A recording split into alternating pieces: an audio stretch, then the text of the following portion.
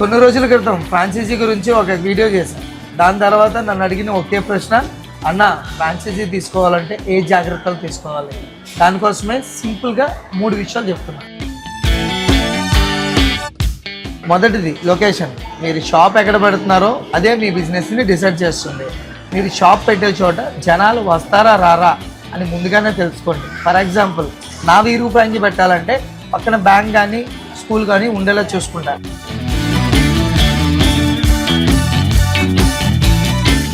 రెండవది డిమాండ్.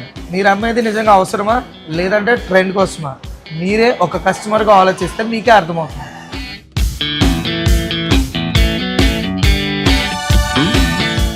మూడవది support. Franchise ఇచ్చేవాళ్ళు నిజంగా మీతోనే ఉంటారా లేదా డబ్బులు తీసుకున్న తర్వాత మిమ్మల్ని వదిలేస్తారా? మీరు ఫ్రాంచైజీ స్టార్ట్ చేయకముందు నేను చేసిన తప్పు ఇదే. ఈ 3 తెలుసుకోకుండా డెసిషన్ తీసుకున్నాను. డబ్బులు పెట్టి ఇన్వెస్ట్ చేసే ముందు కొంచెం టైం పెట్టి ఆలోచించండి.